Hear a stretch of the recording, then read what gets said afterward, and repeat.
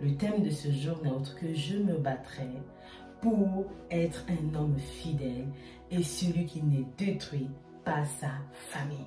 Celui qui ne détruira pas sa famille. Waouh, waouh, waouh, waouh. Quel thème. Il y a le thème déjà.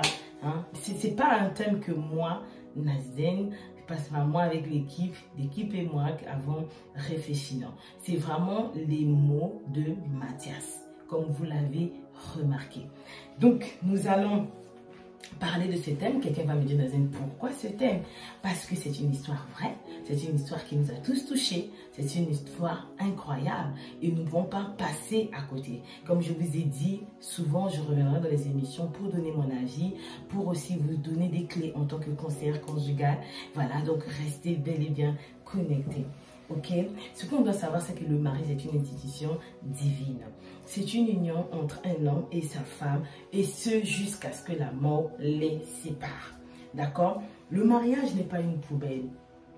D'accord? Mais c'est un lieu où règne l'amour, la fidélité, la confiance, l'accomplissement, voilà, la paix, afin de réaliser ce projet de vie commune, parce que c'est un projet de vie commune. On vit ensemble pour atteindre cet objectif. On a telle vision, on veut un tel mode de... On veut ce mode de fonctionnement dans notre couple. On veut être un couple, ceci, cela. On veut demain être une famille comme ceci, comme cela. C'est ça le mariage. On n'entre pas les yeux fermés. On n'entre pas sans savoir où on y va. Et c'est souvent l'homme qui le porte. Et là, dans notre histoire, on voit que Mathias est un homme qui a tout compris. Donc, nous allons en parler. Mais j'aimerais déjà, ce que vous devez retenir, c'est que la première cause de divorce, c'est l'infidélité. L'infidélité conduit au divorce. Ok? De la même manière, à l'inverse, je vais dire, la fidélité nous pousse à réussir notre mariage. La fidélité a pour objectif de garder les époux jusqu'à ce que la mort les sépare. C'est important, c'est un grand pilier pour la réussite du mariage. Est-ce que vous pouvez marquer cela dans les commentaires? Marquez cela dans les commentaires. Et ici, nous avons en face de nous un homme qui prône cette valeur. Un homme qui a tout compris. Un homme qui veut être fidèle à sa femme. Donc, nous allons en parler. Ce que nous devons aussi savoir, c'est que les hommes comme Mathias sont devenus très rares de nos jours. Là, je pense qu'aucune femme de valeur ici va me contredire. Est-ce qu'on est bien d'accord que les hommes comme Mathias, comme nous venons de découvrir dans cette histoire, dont je vous laisse aussi commenter, est-ce que ces hommes sont, voilà, sont rares ou pas? Donc, marquez dans les commentaires. Moi, franchement, ce que j'ai vu, je me suis posé la question, pourquoi cet homme a réagi comme ça? Quand même, tu es en train de dormir avec ta femme, une femme que tu trouvais belle, que tu aimais bien à l'époque, va te solliciter via un réseau social. Et toi, tout ce que tu vas trouver, c'est... À la fin, c'est non, je préfère, voilà, mettre fin à cette conversation. Tu regardes ta femme et tu te dis non, moi, non, franchement, je préfère être fidèle à ma femme. Et pourquoi il a réagi ainsi?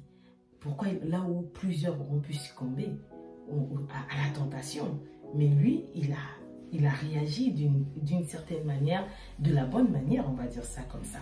Donc, pourquoi il a réagi comme ça, Mathias? Est-ce que vous avez une idée? Si vous avez une idée, marquez dans les commentaires. Moi, j'ai pu relever 5 points. Voilà, par rapport à toute cette histoire, tout ce que j'ai pu lire et relire, j'ai vu que cet homme s'aime lui-même. Dans un premier temps. Premier point, Mathias s'aime lui-même et il aime sa femme. Parce qu'un homme qui s'aime sait que non, je ne peux pas aller, voilà, me mettre nu comme ça devant une autre femme. La nudité, c'est quelque chose de sacré. D'accord? Et il s'aime. Donc, étant donné qu'on s'aime, on s'est dit non, je ne veux pas aller me montrer comme ça, toute femme. Voilà, même si c'était une femme que j'aimais à l'époque, mais aujourd'hui, j'ai pris la décision d'être avec cette femme. Donc, je vais la valoriser. Mais parce que je me valorise d'abord. C'est un homme d'honneur, comme on a vu. D'accord? Donc, les hommes d'honneur, soutenez Mathias. Parce que si vous ne soutenez pas Mathias, ça veut dire que vous n'êtes pas des hommes d'honneur. Est-ce qu'on est d'accord? On ne vient pas pour vous juger, mais on fait un constat. Donc, je veux voir des hommes d'honneur aussi encourager Mathias, parce que moi, je crois qu'il y a plusieurs Mathias ici qui sont connectés. Et les Mathias vont partager cette émission parce qu'ils veulent qu'il y ait un plus grand nombre de Mathias, des hommes d'honneur, des hommes qui s'aiment et qui aiment leurs femmes. C'est pas beau? Est-ce que conjuguer cette phrase ne te titille pas? C'est une belle conjugaison, c'est une belle phrase.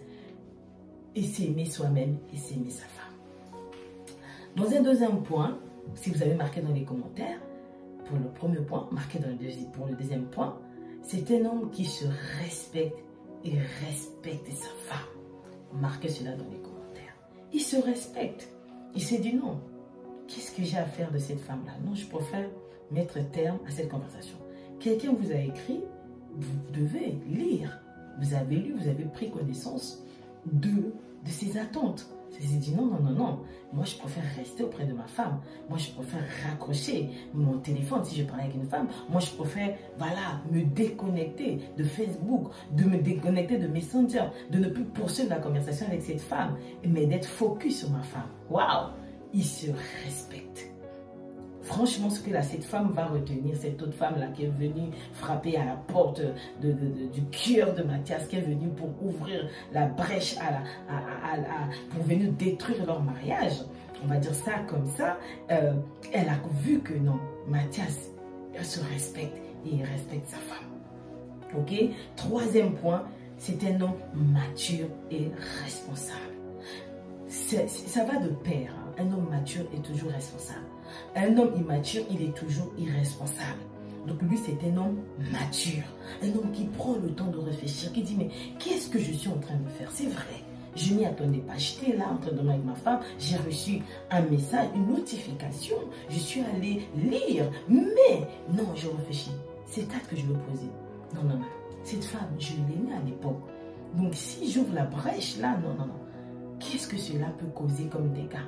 Il regarde sa femme, il dit non, ma femme là ne mérite pas que je puisse poursuivre cette conversation, que je puisse aller loin avec cette autre femme qui vient frapper, en tout cas à la porte de notre foyer pour me détruire, pour détruire mon couple, pour détruire ma famille.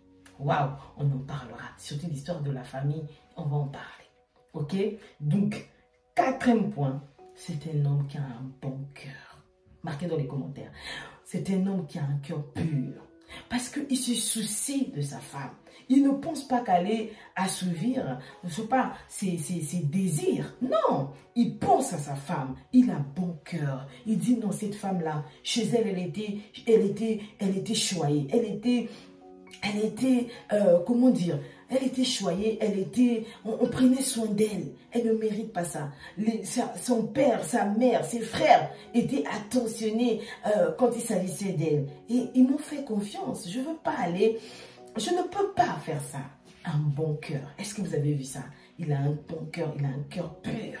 Un cœur pur ne veut pas dire que ce n'est pas une personne qui peut aussi mal se comporter. Mais c'est quelqu'un, on voit bien, même s'il se comporte mal, il va se repentir.